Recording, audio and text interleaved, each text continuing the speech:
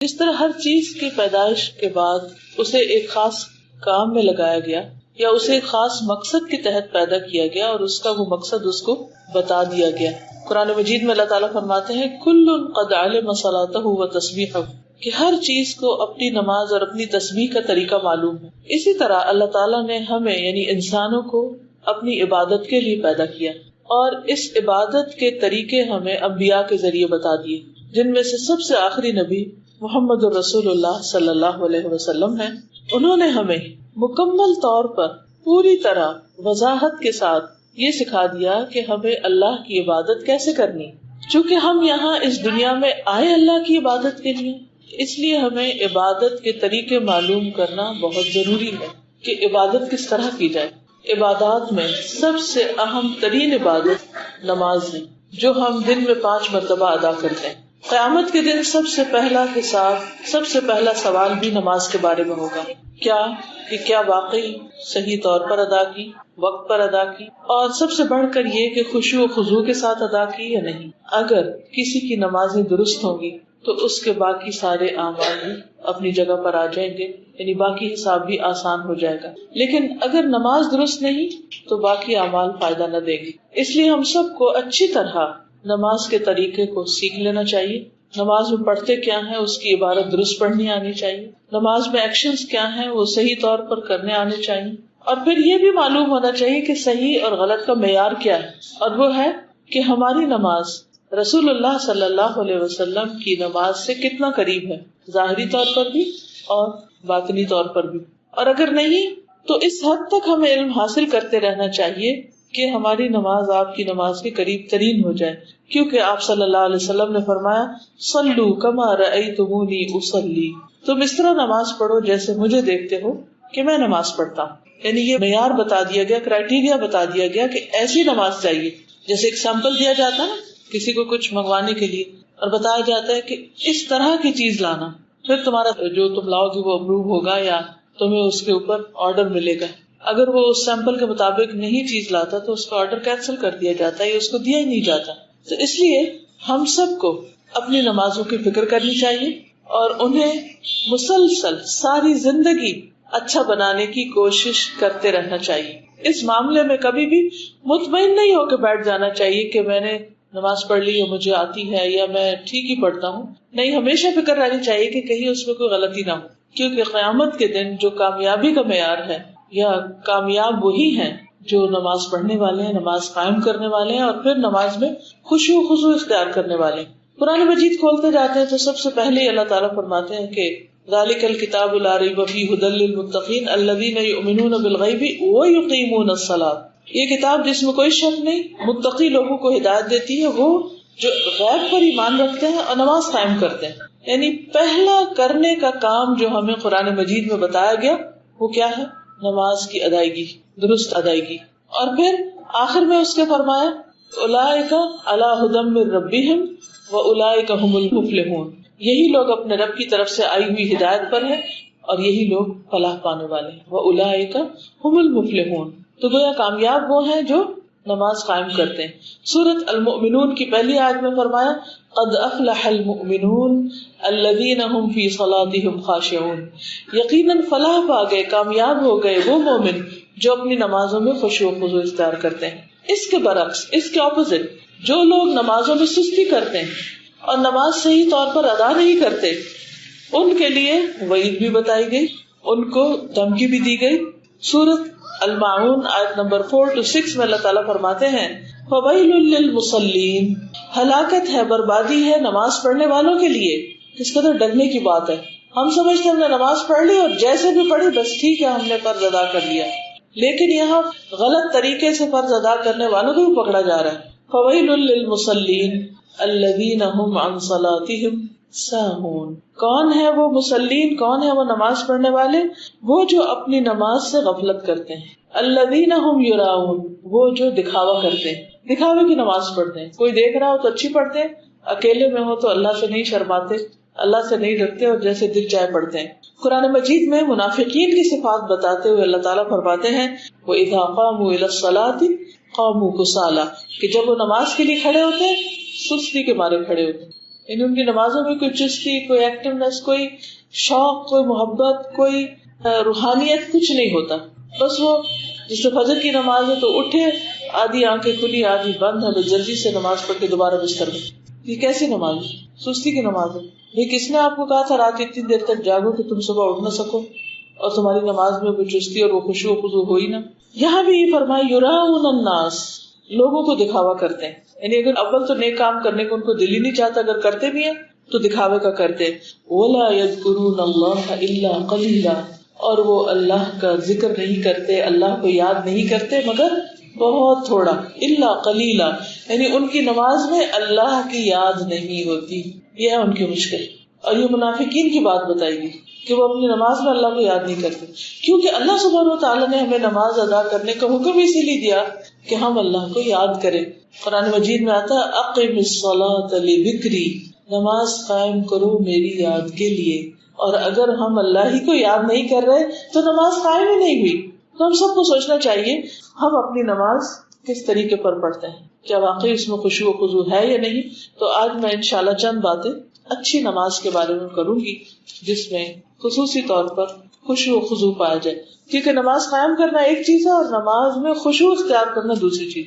اب سوال یہ پیدا ہوتا ہے کہ خشوع کا مطلب کیا ہے، یعنی نماز میں خشوع ہے کیا کہ جو ہمیں اختیار کرنا ہے. خشوع دراصل ایسی کیفیت کا نام ہے، ہمارے اوپر ایک ایسی کیفیت آتی ہے کہ دل عاجزی اور انکساری کے ساتھ اللہ رب العالمین کے سامنے کھڑا، کہ انسان دل کی عاجزی اور انکساری اور ہمبلنس کے ساتھ اللہ کے سامنے کھڑا ہو، کہ یہ محسوس ہو کہ بندہ اپنے عظیم الشان رب کے سامنے اپنی عاجزی کا اظہار کر رہا ہے کہ یار میں کچھ نہیں، I'm nothing، تو ہی ہے سب کچھ، ساری بڑائی تیرے لیے، ساری قدرت تیرے لیے، سارا علم تیرے پاس، میرے پاس تو کچھ بھی نہیں، میں تو ایک فقیر عاجز بندہ ہوں. اگر نماز کے اندر واقعی یہ عاجزی نظر نہیں آتی اور یہ کیفیت پیدا نہیں ہوتی کہ انسان کو اپنے کم ہونے اور رب کے عظیم ہونے کا احساس اور ہر چیز سے بڑھ کر عظیم ہونے کا احساس ہو، تو ایسی نماز میں خشوع نہیں ہوتا. اصل میں بات یہ کہ اللہ تعالیٰ نے جب ابلیس کو حکم دیا کہ وہ آدم کو سجدہ کرے تو اس نے انکار کر دیا، ابا واستکبر، اور تکبر کیا، وکان من الکافرین، اور انکار کرنے والوں میں شامل ہو گیا، اور پھر اللہ سبحانہ وتعالیٰ کو بلیم کرنے لگا. بہرحال اس کو غصہ اس بات کا تھا کہ یہ انسان جس کی وجہ سے میرا یہ مقام گر گیا، اب میں اس کو نہیں چھوڑوں گا. تو اللہ تعالیٰ سے اس نے فوراً مہلت مانگی کہ مجھے قیامت تک زندگی دی جائے تاکہ میں انسان اور انسان کی اولاد کو بھٹکاؤں. اور اسی موقع پر اس نے کہا تھا ثم لآتینہم من بین ایدیہم ومن خلفہم وعن ایمانہم وعن شمائلہم ولا تجد اکثرہم شاکرین. میں ان کے آگے سے بھی آؤں گا، ان کے دائیں طرف سے آؤں گا، ان کی بائیں طرف سے آؤں گا اور ان کے پیچھے سے آؤں گا، اور تو ان کی اکثریت کو شکر گزار نہیں پائے گا. اور یہ جو کیفیت ہے آگے سے آنے کی، دائیں بائیں پیچھے، یہ ہر نماز میں آپ محسوس کر سکتے ہیں کہ شیطان ہر طرف سے آ کے آپ کو مختلف طرح کے خیالات ڈالتا ہے. اب اچھا ہوتا ہے کہ آپ شروع کیا، کوئی بات دل میں آئی، آپ نے اس کو جھٹکا اور پھر لگے پڑھنے، 2 لفظ ابھی پڑھے نہیں تو ایک اور بات آ گئی، اچھا اس کو جھٹکا نہیں تو دوسری ایک اور آ گئی، اس کو نہیں تو تیسری ایک اور آ گئی، اور اتنے میں آپ کے رکوع کا ٹائم ہو گیا، وہاں کچھ نئے سلسلے شروع ہو گئے، اور سجدہ کیا تو کچھ اور اس طرح انسان مسلسل ایک اسٹرگل میں اور ایک جدوجہد میں رہتا ہے. اور بعض اوقات تو اسے بھول بھی جاتا ہے کہ اس نے جدوجہد کرنی اور اس پر کیا کیا حملے ہو رہے ہیں، اور وہ اللہ کو نہیں یاد کر رہا، باقی دنیا کی ہر چیز کو یاد کر رہا ہے. تو یہ ایک بہت بڑا امتحان ہے ہم سب کے لیے. اس لیے ہمیں بارہا اپنے آپ کو یاد دہانی کراتے رہنا چاہیے کہ ہمیں اپنی نماز کو بہت عمدہ طریقے سے پڑھنا ہے. عثمان بن ابو العاص کہتے ہیں کہ انہوں نے نبی صلی اللہ علیہ وسلم کی خدمت میں حاضر ہو کر عرض کیا، اے اللہ کے رسول صلی اللہ علیہ وسلم، شیطان میری نماز اور قرات کے درمیان حائل ہوتا ہے اور مجھے قرآن بھلا دیتا ہے. انا للہ و انا الیہ راجعون. کیونکہ ہم میں سے ہر ایک کے ساتھ یہ ہوتا ہے. کئی دفعہ ایسا ہوتا ہے کہ ہم نماز میں کھڑے ہوتے ہیں، لمبی سورت شروع کرتے ہیں، اور وہ سورت جو ہمیں فر آتی ہے وہ بھولنے لگتی ہے، اٹکنے لگتی ہے، اور کہتے چلو اللہ اکبر. رسول اللہ صلی اللہ علیہ وسلم نے فرمایا، وہ شیطان ہے جسے خنزب کہا جاتا ہے. جب تم ایسی بات محسوس کرو تو اس سے اللہ کی پناہ مانگ لیا کرو اور اپنے بائیں جانب 3 مرتبہ تھوک دیا کرو، چھٹکار دیا کرو ایسے. بس میں نے ایسے ہی کیا تو شیطان مجھ سے دور ہو گیا. اس کے بعد وہ نہیں بھولے. تو اس سے کیا پتہ چلتا ہے کہ شیطان تو آئے گا آگے سے، پیچھے سے، دائیں بائیں، ہر طرف سے، لیکن ہمیں اس کے مقابلے کے لیے اپنے رب کی پناہ لینی، اپنے رب سے مدد لینی. دیکھیں کہ ایک ہوتا ہے وہ شخص جس کا آپ مقابلہ کر لیتے ہیں، ایک ہوتا ہے جس کا آپ نہیں کر سکتے، تو آپ کو دوسرے کی ہیلپ چاہیے تھی، مدد چاہیے تھی. تو بندوں میں سے تو کوئی نہیں شیطان کو پکڑ سکتا، اللہ ہی کو اس پر کنٹرول. تو انسان اللہ کی پناہ لے، اللہ کی مدد لے. اور نبی صلی اللہ علیہ وسلم کے بتائے ہوئے طریقے کے مطابق نماز کے اندر ہی 3 دفعہ بائیں طرف رخ کر کے تھتکار دے تو وہ دور ہو جائے گا. نبی صلی اللہ علیہ وسلم نے فرمایا اس امت میں سب سے پہلے خشوع ختم ہوگا، حتیٰ کہ تمہیں ایک بھی خشوع والا آدمی نظر نہ آئے گا. یعنی اس طرح ختم ہو جائے گا خشوع نمازوں میں سے کہ لوگ نماز پڑھتے تو نظر آئیں گے، لیکن ان کو دیکھ کے یہ نہیں لگے گا یہ اللہ کے سامنے کھڑے ہیں.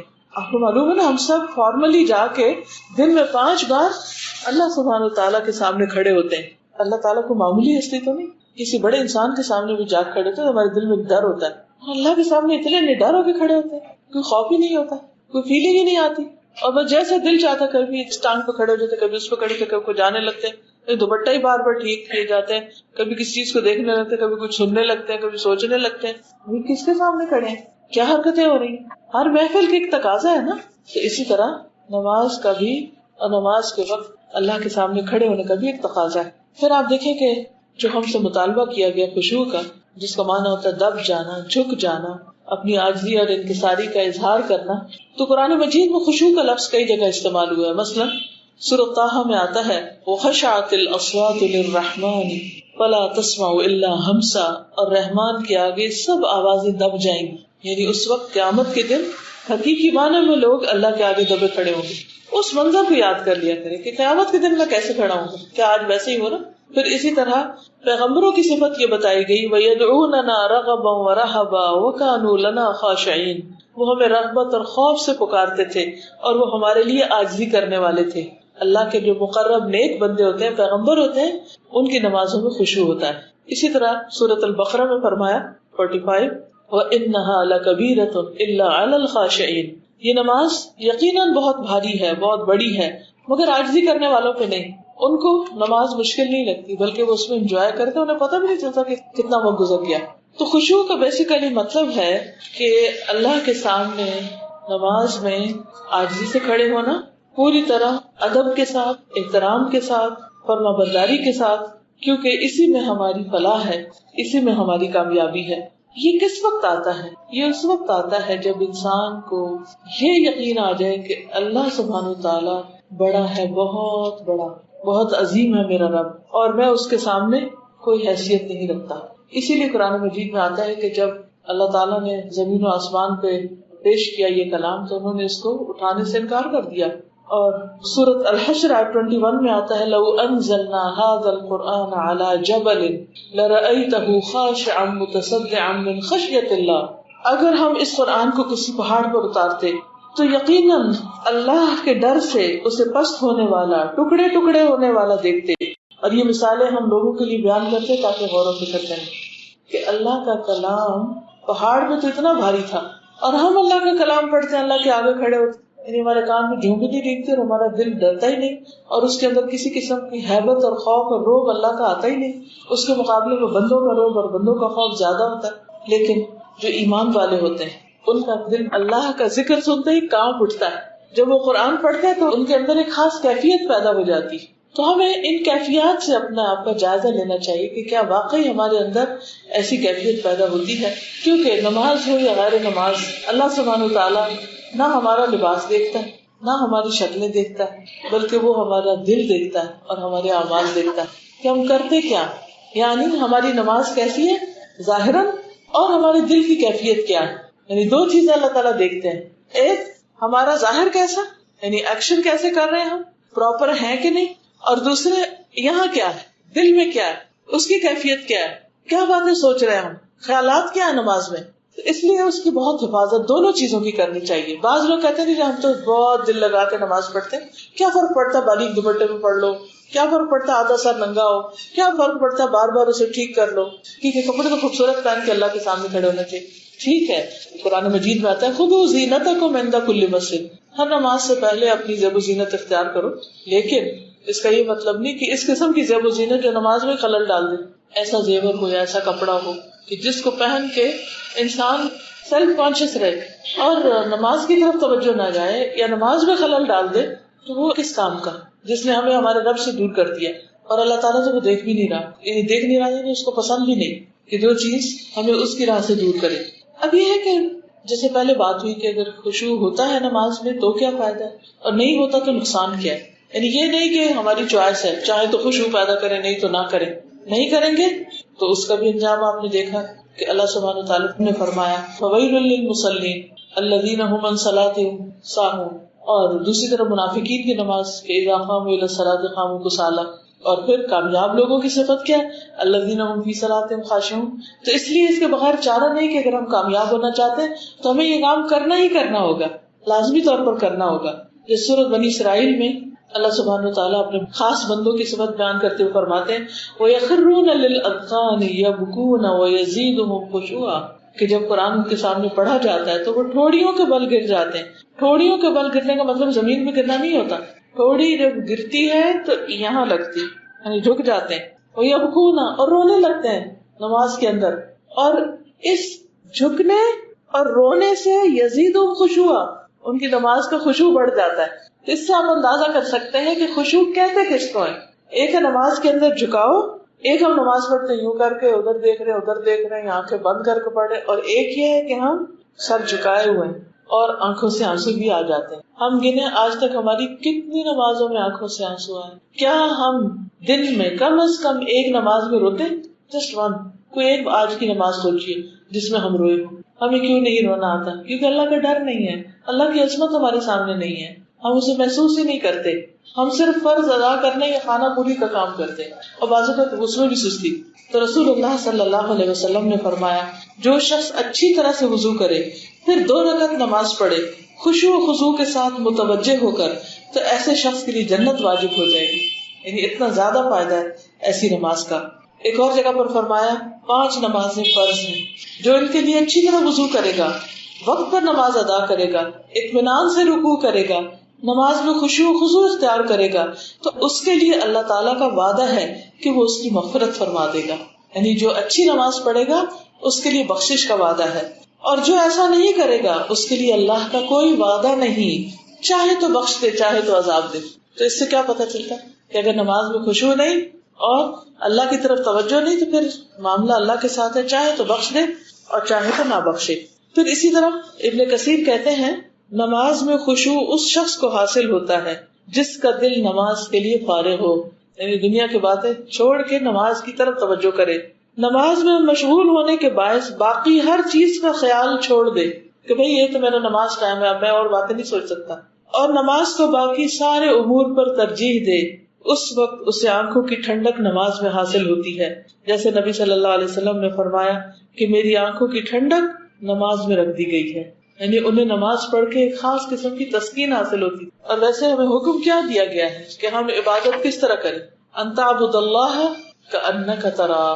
خشوع کیسے آتا ہے کہ اب نماز میں ہم یوں محسوس کریں کہ ہم اللہ کو دیکھ رہے ہیں، فإن لم تکن تراہ فإنہ یراک، اگر تم اس کو نہیں دیکھتے تو وہ تو تمہیں دیکھ رہا ہے، یعنی اس کی پریزنس ضرور فیل کرو کہ وہ دیکھ رہا ہے، اس کی نگاہیں مجھ پہ۔ جو ہی تمہیں خیال آئے گا کہ میرا رب مجھے دیکھ رہا ہے تو آپ فوراً ٹھیک ہو جائیں گے۔ جیسے عام طور پہ کیا ہوتا ہے نماز لوگ ڈھیلی ڈھالی پڑھ رہے ہوتے ہیں، اگر کوئی آ جائے کمرے میں تو کیا کرتے ہیں کانشیس ہو جاتے ہیں، دوپٹہ ٹھیک کرنے لگتے ہیں، بالکل ایکٹیو ہو جاتے ہیں۔ یہ تو بندوں کی نماز ہے نا، تو جو اللہ کے لیے نماز پڑھتا ہے اس کو یہ خیال جو ہی آتا ہے کہ میں اللہ کے لیے پڑھ رہا ہوں وہ بالکل ٹھیک ہو جاتا ہے۔ وہ جو ہاتھ ڈھیلے یا سستی کی ہوئی ہوتی ہے وہ فوراً الرٹ ہو جاتا ہے، اس کا دل بھی حاضر ہو جاتا ہے۔ تو یہ کیفیت لانا ضروری ہے، اور یہ بھی یاد رکھیے کہ نماز کی قبولیت خشوع پر ہی منحصر ہے۔ رسول اللہ صلی اللہ علیہ وسلم نے فرمایا بے شک بندہ نماز پڑھتا ہے مگر ہر آدمی کا اجر مختلف ہوتا ہے، 10واں حصہ، 9واں حصہ، 8واں حصہ، 7واں حصہ، 6واں حصہ، 5واں حصہ، 4تھا حصہ، 3را حصہ یا آدھا حصہ، اور کوئی خوش قسمت ہو کہ جس کو نماز کا پورا حصہ ملے۔ ہم تو صرف اس پہ خوش ہو جاتے ہیں کہ پڑھ تو لی نا۔ اچھا یہ بھی عجیب بات ہے کہ ہم مثلا نماز پڑھنے لگے، اتنے میں کوئی آ گیا تو ہم عام طور پہ کیا کہتے ہیں، تم بیٹھو 2 منٹ میں نماز پڑھ کے آئے، جلدی سے وہ پڑھ کے آئے، یعنی تم میرے لیے امپورٹنٹ ہو اور اللہ تعالیٰ میں جلدی سے ذرا حاضری لگوا کے آؤں۔ کہ ہماری نماز کیسی نماز ہوتی، کس قسم کی ہوتی کہ اللہ تعالیٰ کے لیے نہ آنے والا، اب ہمارے نان مسلم فرینڈس تو نہیں آتے ہمارے پاس، یہ گھر والے ہمارے مسلم ہی ہیں نا، لیکن آخر کیا وجہ کہ ہم میں سے ہر ایک یہی کہہ رہا نظر آتا ہے تم بیٹھو بس میں ابھی آئی، تو 2 رکعتیں پڑھ کے بھاگ گیا ہوں، حاضری لگوا کے آئی بس بیٹھو بیٹھو، اور پھر اس کے بعد گھنٹوں بیٹھتے ہیں، پھر بیچ میں نماز آ رہی، پھر کیا کہتے ہیں 2 منٹ کی نماز، کیونکہ اللہ کی قدر نہیں ہے، اس کے مقابلے میں بندے زیادہ امپورٹنٹ ہیں۔ اور تقویٰ اور خشوع کہاں ہے؟ دل کے اندر ہوتا ہے۔ ایک صاحب علم نے کسی کو کندھے جھکائے دیکھا تو سینے کی طرف اشارہ کرتے ہوئے کہا، اے فلاں، خشوع یہاں ہوتا ہے نہ کہ کندھوں میں۔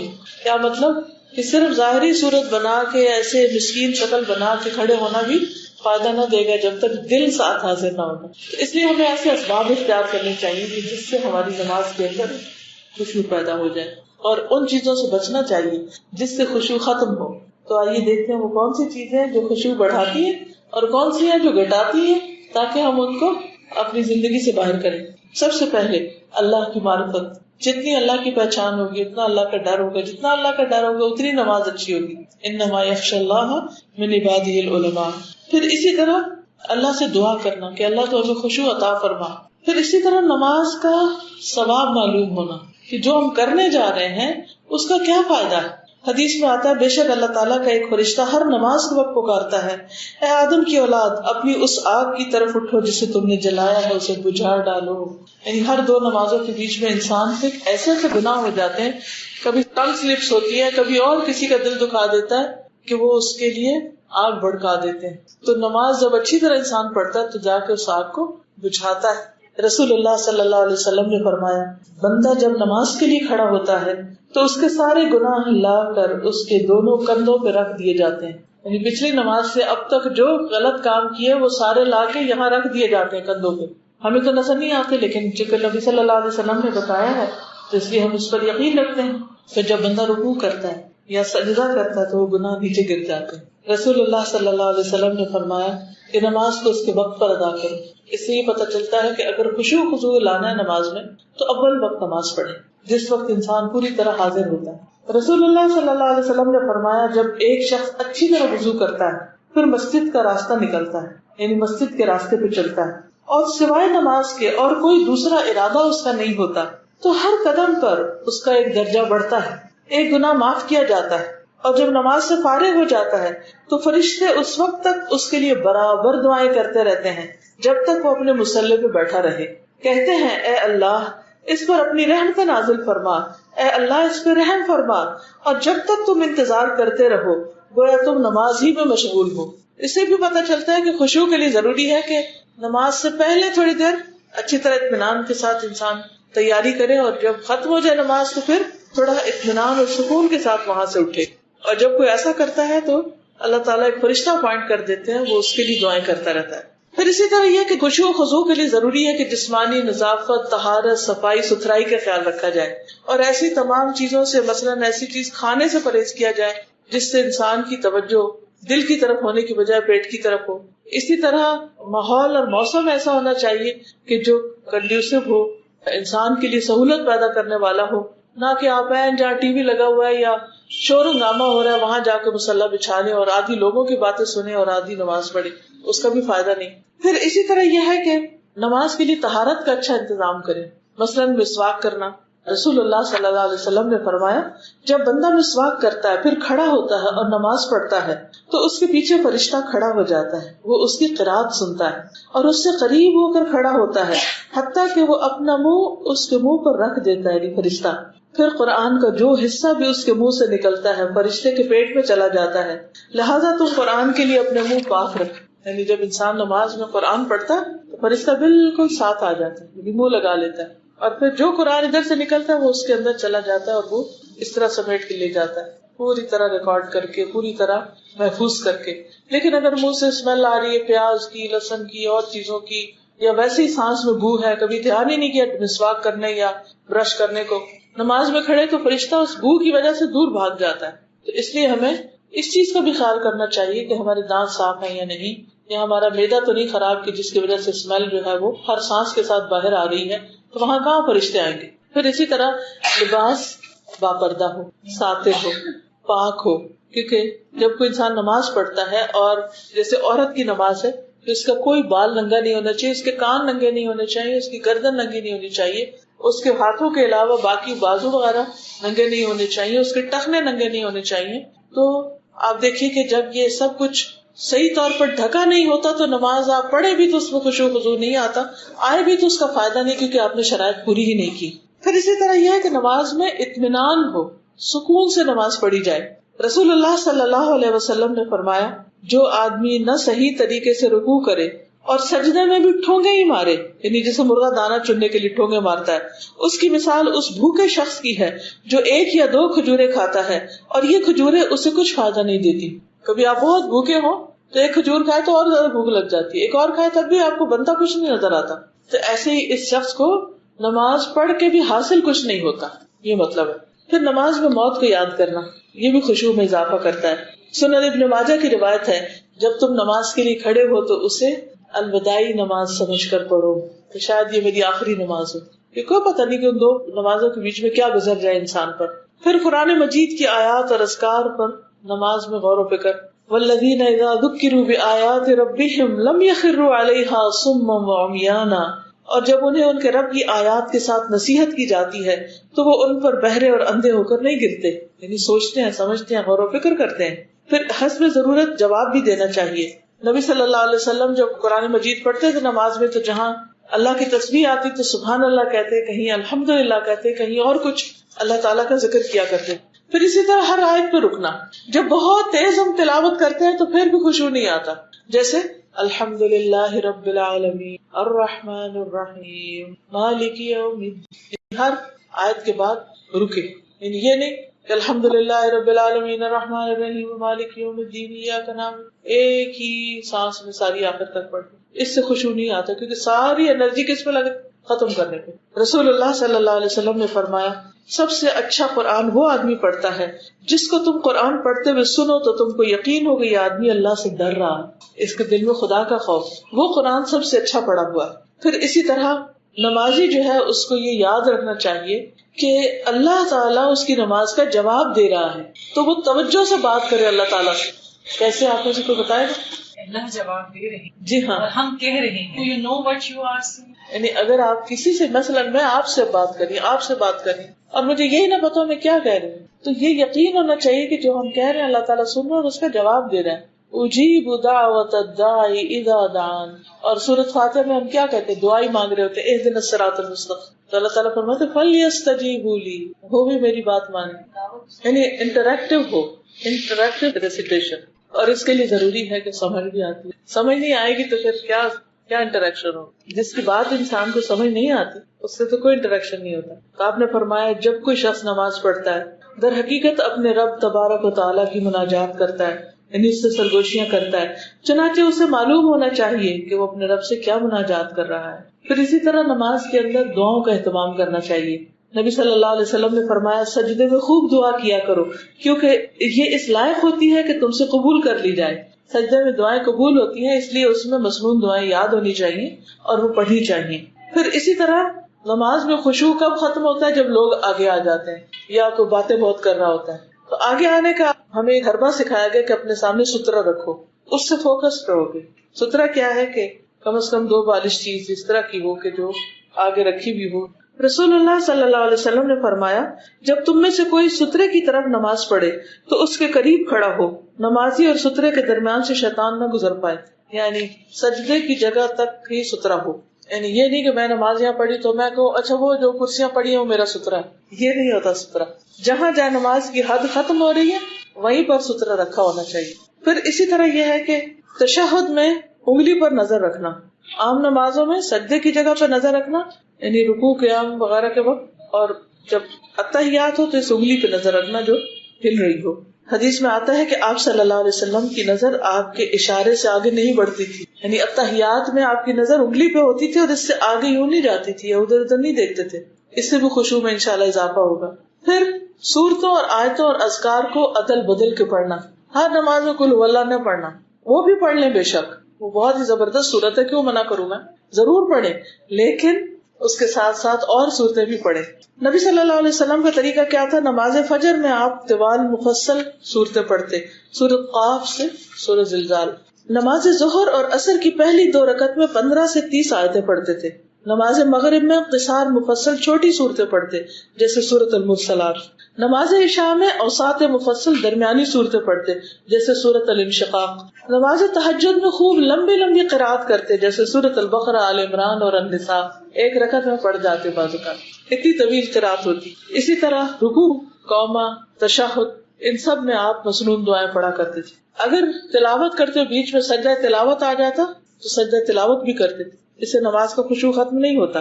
پھر اسی طرح نماز کے آخر میں جو دعائیں ہیں ان میں بھی شیطان سے بچنے کی دعا پڑھی جا سکتی ہے.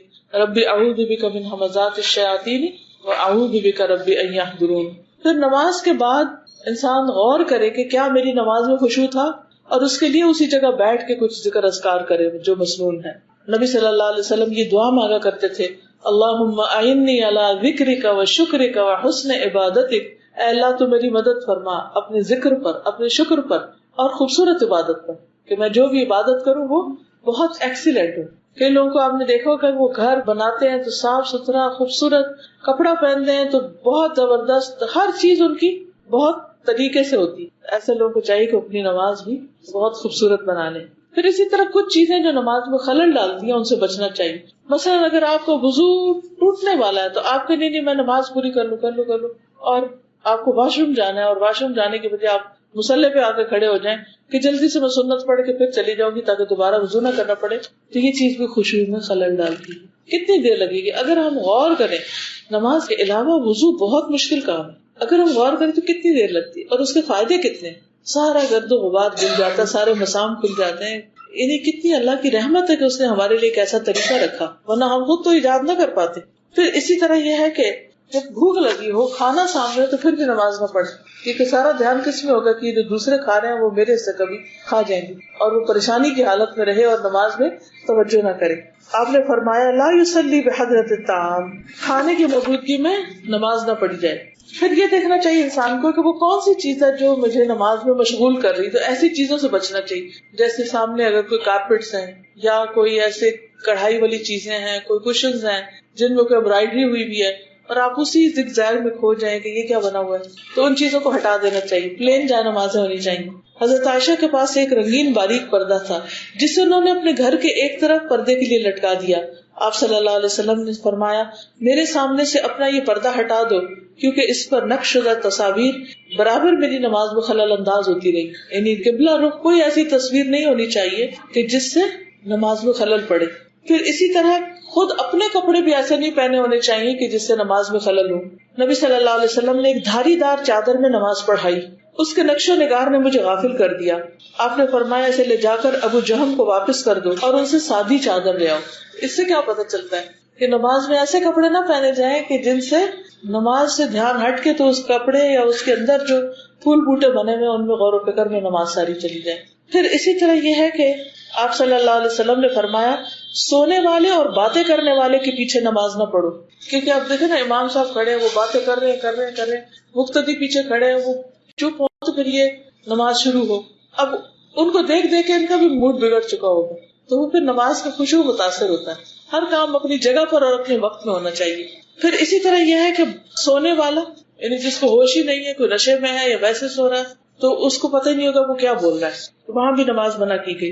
پھر نماز کے دوران کنکریاں نہیں سیدھی کرنی چاہیے، یہ جا نماز بار بار طے نہیں کرنی چاہیے، یا دوپٹہ یا جراب یا کپڑا ان چیزوں سے بے نیاز ہو کے نماز پڑھنی چاہیے، کیونکہ یہ بھی خشوع و خضوع میں خلل ڈالتی.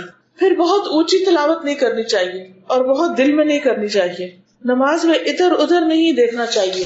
رسول اللہ صلی اللہ علیہ وسلم نے فرمایا جب بندہ نماز میں ہو تو اللہ تعالیٰ اس کی بات سننے کے لیے متوجہ رہتا ہے جب تک کہ بندہ ادھر ادھر نہ دیکھے، اور جب بندہ ادھر ادھر دیکھنے لگتا ہے تو اللہ تعالیٰ اس سے توجہ ہٹا لیتے ہیں. کتنی بڑی محرومی. حضرت عائشہ رضی اللہ تعالیٰ عنہا نے نماز میں ادھر ادھر دیکھنے والے کے بارے میں پوچھا. آپ نے فرمایا یہ تو چوری ہے جو شیطان بندے کی نماز سے لے لیتا ہے. پھر آسمان کی طرف نظر اٹھا کے نماز پڑھنا. رسول اللہ صلی اللہ علیہ وسلم نے فرمایا جب تم میں سے کوئی نماز میں ہو تو اپنی نگاہ آسمان کی طرف مت اٹھائے، خطرہ ہے کہ اسے اچک نہ لیا جائے. تو منع کیا کہ تمہارا ہونا چاہیے، لیکن اس میں حکمت ضرور کوئی ہوگی، وہ انسان غور و فکر کرے پڑھے تو بات سمجھ میں آ جاتی. یعنی آپ بڑے کے سامنے ویسی نظر کھاتے ہیں بڑے اوپر اٹھ کے جب نماز. پھر یہ ہے کہ نماز میں ہر جگہ نہیں تھوکنا چاہیے. پھر نماز میں جلدی نہیں ہونی چاہیے. جلدی جو ہے یہ خشوع و خضوع کے خلاف ہے. پھر نماز میں جمائیاں لینا، بلا وجہ چیخے مارنا اور کھانسی کھانسنا. ہم کسی مجلس میں ہوتے ہیں انسان کی تو کھانسی کنٹرول کرتے کیوں؟ ہاں، اور یہ کہ دوسرے کی جس کے پاس بیٹھے اس کے لیے ٹھیک نہیں. یا تو ہم کسی سے پھر ملتے نہیں اس دوران جب ہمیں کھانسی ہو، یا پھر اگر ملے تو ہم سوری کرتے، معذرت کرتے اور ایک طرف جا کے کھانس لیتے ہیں. کیوں؟ اس کے احترام میں. اسی طرح اللہ تعالیٰ کا اتنا بھی احترام نہیں کہ ہم نماز میں پڑھیں اور کھانسی نہیں بھی آ رہی تو کھانس رہے. تو یہ سب شیطانی حربے ہوتے ہیں جو ہمیں ہمارے مقصد سے ہٹانا چاہتا ہے، یعنی اللہ کی یاد سے. پھر اس لیے جمائی آ رہی تو اس کو حق الوسع روکنا چاہیے. پھر نماز میں کولے پہ ہاتھ رکھ لینا، یعنی بجائے اس کے کہ انسان اپنے سینے پر ہاتھ باندھے یا رکوع پراپر طریقے سے کرے، وہ کیا کرے؟ یوں کر کے کھڑا ہو جائے. یہ کولے ہوتے ہیں، ان پہ ہاتھ رکھ کے کھڑا ہو جائے. یہ ایک بہت ریلیکسنگ پوزیشن ہوتی ہے، تو نماز میں اس طرح کرنے سے منع کیا گیا. پھر جانوروں کی مشابہت اختیار کرنا. آپ صلی اللہ علیہ وسلم فرمایا کہ کوئی کتے کی طرح نماز میں پڑھے کہ اس کے ہاتھ آگے زمین کے ساتھ پورے ایسے لیٹے ہوئے، یعنی اٹھائے، کیونکہ جب لیٹ کے پڑھتے ہیں تو وہ خشوع ہی نہیں آتا پوری طرح. اسی طرح فرمایا کہ نماز میں کوے کی طرح ٹھونگے مارنے سے یا جانور کی طرح پھیل کر بیٹھنے سے، یا کہ کوئی شخص مسجد میں کسی جگہ خاص کر لے جیسے کہ اونٹ خاص کر لیتا ہے، تو یہ بھی طریقہ درست نہیں. ایک ہی جگہ نماز پڑھنا، ایک ہی شخص کے ساتھ نماز پڑھنا، اس سے منع کیا گیا ہے. جگہ بدلنی چاہیے. پھر اسی طرح ابو ہریرہ کہتے ہیں کہ مجھے میرے دوست رسول اللہ صلی اللہ علیہ وسلم نے 3 چیزوں کی وصیت کی اور 3 سے منع کیا. نمبر 1 مرغ کی طرح ٹھونگے مارنے سے کہ نماز جلدی پڑھنے سے. نمبر 2 کتے کی طرح پاؤں آگے پسار کر بیٹھنے سے. اور نمبر 3 لومڑی کی طرح بار بار ادھر ادھر دیکھنے سے. سب جانوروں سے تشبیہ دی گئی. پھر آپ دیکھیے کہ جو خشوع ہے اس سے انسان کے اندر آخرت کی فکر پیدا ہوتی ہے اور اس کی عبادت جب وہ قبول ہونے لگتی ہے تو وہ دنیا کے بہت سے جھنجھٹوں سے آزاد ہو جاتا ہے. اور اصل بات یہ کہ انسان کو اللہ سبحانہ وتعالیٰ سے خوب خوب دعا کرنی چاہیے، کیونکہ دل ہمارے ہاتھ میں نہیں، دل اللہ کے ہاتھ میں ہے. اور اگر وہ ان کو سیدھا رکھے گا تو انشاءاللہ ہم بھی سیدھے رہیں گے. لیکن اس کے لیے ہمیں اپنی تڑپ ظاہر کرنی چاہیے کہ اللہ میں پڑھنا چاہتی ہوں اس طرح جیسے تو پسند کرے، تو مجھے وہ سکھا دے. انشاءاللہ اللہ تعالیٰ سکھا دے گا. اسی طرح دعائیں مانگنی چاہیے. کچھ اور دعائیں ہیں. ایک حدیث میں آتا ہے کہ نبی صلی اللہ علیہ وسلم اس طرح دعا مانگتے: اللہم انی اعوذ بک من علم لا ينفع ومن قلب لا يخشع ومن نفس لا تشبع ومن دعوت لا يستجاب لها. اے اللہ، بے شک میں غیر نفع مند علم، خشوع سے خالی دل، نہ بھرنے والے نفس اور قبول نہ ہونے والی دعا سے تیری پناہ میں آتا ہوں کہ اللہ تعالیٰ مجھے ان بری عادتوں سے بچا کر اپنی حفاظت میں لے لیجئے. ایک اور دعا ہے: رب اعنی ولا تعن علی وانصرنی ولا تنصر علی وامکر لی ولا تمکر علی واہدنی ویسر الہدی الی وانصرنی علی من بغى علی رب اجعلنی لک شاکرا لک ذاکرا لک راہبا لک مطواعا لک مخبتا الیک اواہا منیبا رب تقبل توبتی واغسل حوبتی واجب دعوتی وثبت حجتی واہد قلبی وسدد لسانی وصل سخیمت قلبی. اگر بچپن میں یہ دعا بچوں کو یاد کرا دی جائے تو اس میں دین و دنیا کی بہت سی بلائیاں مانگی گئی کہ اے میرے رب، تو میری مدد فرما، میرے خلاف دوسروں کی مدد نہ کر، میرے حق میں تدبیر فرما، میرے خلاف تدبیر نہ فرمانا، مجھے ہدایت دے اور ہدایت کو میرے اوپر آسان فرما دے، اور جو مجھ پر زیادتی کرے اس پر میری مدد فرما. یعنی میں اس سے بدلہ نہیں لے سکتا، تو خود اس سے بدلہ لے. پروردگار مجھے اپنا شکر گزار بندہ بنا، اپنا ذکر کرنے والا بنا اور ڈرنے والا اور فرما بردار، اپنے سامنے عاجزی اور اپنے لیے آہذاری اور رجوع کرنے والا. اور یہ کتنی خوبصورت دعا ہے جو نبی صلی اللہ علیہ وسلم نے مانگی ہے. ہم ان سب چیزوں کے محتاج ہوتے ہیں. اور پھر آخر میں میرے دل کو رہنمائی فرما، میری زبان کو درستگی عطا فرما اور میرے دل کی گندگیوں کو دور فرما. یعنی وہ جو ادھر ادھر کی پولیشن لگ گئی ہے اور اندر سب کچھ جمع ہو گیا ہے تو اس کو صاف کر دے، دور فرما دے. تو یہ تھی چند باتیں نماز میں خشوع سے متعلق. اگر آپ میں سے کوئی اور اپنا کوئی ٹپ ایڈ کرنا چاہے تو موسٹ ویلکم، کیونکہ ہر ایک کا اپنا اپنا تجربہ ہوتا ہے اور اس سے دوسرے کو فائدہ پہنچتا ہے. تو کوئی بتانا چاہے تو موسٹ ویلکم. میں سب سے پہلے حیران ہوئی بات، آج سے 19 سال امام صاحب دعا کروا رہے تھے اور وہ رو رہے تھے. انتہائی بد مزہ ہو، یہ کیوں رو رہے ہیں؟ کوئی مر گیا ہے، کسی کی دعا کروا رہے ہیں، کیا وجہ ہے؟ نہیں سمجھ آیا. دوسری بار میں حج پر گئی، میدان عرفات پورا خطبہ سنا. اب وہ انوائرمنٹ ایسا ہوتا ہے، وہ ماحول ایسا ہوتا ہے، وہ تو اور کیفیت. اپنے گناہوں کی وجہ سے تو رونا آیا، اور وہ جو دعا مانگ رہے تھے وہ نہیں سمجھ آئے کہ یہ جو رو رہے ہیں یہ کیا کہہ کے رو رہے ہیں. پھر میں ابھی کچھ عرصے پہلے پھر عمرے کے لیے گئی، جب وہ روئے تو میں بھی روئی، لیکن اب جب انہوں نے پڑھا تو مجھے سمجھ آیا، پھر پتا چلا کہ دل اللہ نرم کیسے کر، جب ہم کوئی آیت پڑھتے ہیں اور اس پر عمل نہیں کر رہے ہیں یا ویسے نہیں ہوتے تو انسان اپنی نظروں کو توڑ رہا ہوتا ہے، بالکل دودھ کا دودھ اور پانی کا پانی۔ اب یہ ہے اللہ بہتر جانتا ہے، میں نہیں سمجھتی کہ اللہ شاید کچھ نہیں گزارتا ہوں، کوئی نہ کوئی آیت، کوئی نہ کوئی بات، کہیں نہ کہیں آنکھ میں، جب کوئی دوست ہے اس سے بات کرنے، کوئی ہمسایہ ہے اس سے بات کرنے، لوگ سندھ میں رہتے ہیں سندھی لوگوں سے بات کرنے، کسی کی پنجابی دوست ہے اس سے بات کرنے کے لیے ہم کوشش کرتے ہیں کہ تھوڑی بہت اس کی زبان سیکھ لیں تاکہ جب ہم آپس میں گپ شپ کریں تو تھوڑا مزہ آئے۔ ہم continuously 5 times a day we are talking with the God، ہم اللہ سے بات کر رہے ہوتے ہیں اور اپنی ہی دعا مانگ رہے ہیں، ہمیں پتہ ہی نہیں ہے ہم کیا مانگ۔ ہمارا یہ المیہ ہے کہ ہمیں یہ تو تھوڑی بہت کوشش ہو جاتی ہے کہ جی ہم اسکول پیرنٹس میٹنگ میں جائیں گے، نہیں بھی تھوڑی سی پہلے انگلش کا کوئی کورس کر لیں تاکہ جب ٹیچر پیرنٹس میٹنگ ہو تو ہمیں تھوڑی سی جی ہماری عزت میں کمی آ جائے کہ اس کی ماں انگلش ہی نہیں بول سکتی یا پراپر اردو کا ایکسنٹ ہی نہیں اچھا۔ ہم کوشش کرتے ہیں، میں سب سے یہی کہوں گی کہ پلیز تھوڑی سی ایفرٹ اللہ کے کلام کو جاننے کی، اللہ کی زبان کو جاننے کی۔ کیا ہمیں شوق نہیں ہے اس سے بات کریں؟ ہمارا وہ دوست بھی ہے نا، ہمارا مالک بھی ہے، ہمارا خالق بھی ہے، ہم اس کی زبان کیوں نہیں جانتے؟ اب دیکھیے کہ ہفتے میں ایک دفعہ بھی اگر آپ ٹائم نکالیں، دنیا کے سارے کام کرتے رہتے ہیں، ایک دفعہ بھی ٹائم نکالیں، کرتے کرتے ڈاؤن دا روڈ 3-4 سالوں میں آپ اچھا بھلا قرآن سمجھنے لگتے ہیں اور نمازوں کی حالت ہی بدل جائے گی انشاءاللہ۔ مانیے 2 سال بعد ہے اور مجھے اپنی اس کیفیت سے رونا آیا کہ مجھے کچھ تو سمجھ آیا۔ آج انشاءاللہ آپ کو ایک عربی کی ایک نظم ہے جس کا ترجمہ بہت ہی زبردست اور میننگ بہت اس کے اچھے ہیں۔ آپ سب کو ایک ایک پیپر دیتی ہوں، اپنے گھر لے جائیے اور اس کو سنبھال کے رکھیے، اور جب دل ذرا سخت ہونے لگے یا غافل ہونے لگے تو اس کو پڑھ لیجیے۔ تو یہ آپ سب کو تقسیم کر دیجیے۔ بڑے بڑے خوبصورت کی تلاوت کی اور اس پہ وہ روتے ہیں تو یہ بھی اس میں کانسنٹریشن، اور ان کی جو اتنی خوبصورت جو تلاوت ان سے تو یاد بھی نہیں آتا قرآن، معنی بھی سمجھتے ہیں، اور پھر جب قرآن میں جب اس کو ڈسائڈ کرتے تو خوشی بھی بڑا نصیب ہے۔ تو یہ بھی ہے کہ یہ سب سے ہے ریکویسٹ کہ سنیں ضرور تلاوت۔ بالکل۔ اچھا یہ کہ میرے کوشچن ہے کتنی آواز سے اجازت ہے کہ اگر کوئی ڈسٹرب نہ ہو رہا ہو تو پھر ذرا اونچی، اتنا کہ آپ کے کان اپنے سن لیں، سب کو مل کے۔ آپ میں سے جن لوگوں نے قرآن کا ترجمہ پڑھ لیا ان کے لیے ترجمہ بھی کچھ مشکل نہیں ہے۔ اذا ما قال لی ربی اما استحییت تعصینی، جب میرا رب مجھ سے پوچھے گا کیا میری نافرمانی کرتے ہوئے تمہیں حیا نہ آئی؟ اللہ تعالیٰ قیامت کے دن پوچھے گا کہ جب تم میری بات نہیں مانتے تھے تو تمہیں شرم نہیں آتی تھی؟ وَتُخْفِي الذَّنبَ عَنْ خَلْقِي وَبِالْعِصْيَانِ تَأْتِينِي، تم میری مخلوق سے اپنے گناہ چھپاتے تھے اور نافرمانی کر کے میرے پاس آتے ہو۔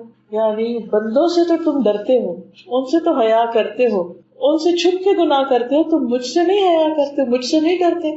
فَكَيْفَ أُجِيبُ يَا وَيْحِي وَمَنْ ذَا سَوْفَ يَحْمِينِي، پھر کیسے میں جواب دوں گا، ہائے افسوس مجھ پر، کون مجھے بچائے گا؟ ومن، اور کون، ومن ذا سوف یحمینی، اسلی النفس بالآمال من حین الی حین، میں وقتاً فوقتاً اپنے دل کو آرزوؤں کے ساتھ تسلی دیتا ہوں، یہ کوئی نہیں سب ٹھیک ہو جائے گا، اور باقی لوگ بھی کرتے ہیں، اور تم نے اتنے اچھے اچھے کام بھی تو ساتھ کیے ہوئے ہیں، کیا ہوا اگر تم نماز نہیں پڑھتی یا نماز میں تمہارے خشوع و خضوع نہیں، فکر کی کیا بات ہے؟ تو اپنے آپ کو میں تسلی دے دیتا ہوں۔ وَأَنْسَى مَا وَرَاءَ الْمَوْتِ مَاذَا بَعْدُ تَكْفِينِي، اور میں بھول جاتا ہوں کہ موت کے بعد کیا پیش آنے والا ہے، میرے دفنانے کے بعد کیا ہونے والا ہے، یعنی جب مجھے کفن دفن کر دیا جائے گا تو اس کے بعد میرے ساتھ کیا پیش آئے گا۔ آپ کو معلوم ہے کہ قبر میں جب انسان جاتا ہے تو اس کا رنگ کس طرح تبدیل ہوتا ہے، یعنی مردہ آپ دیکھیں کہ پلاہٹ ہوتی ہے اس پہ، پھر وہ نیلا ہونے لگتا ہے، پھر کالا ہونے لگتا ہے، پھر اس کے جسم میں گیسز بھر جاتی ہے، پھر ایک ایک چیز پھٹنے لگتی ہے، پھر دانت جھڑ جاتے ہیں، ہڈیاں نکل آتی ہیں، آنکھیں بہہ جاتی ہیں، ناک بھر جاتی ہے، بال سارے اکھڑ جاتے ہیں، الگ ہو جاتے ہیں، اور انسان کا حلیہ خراب ہو جاتا ہے۔ تو وہی کہتے ہیں کہ تم موت کے بعد جو پیش آنے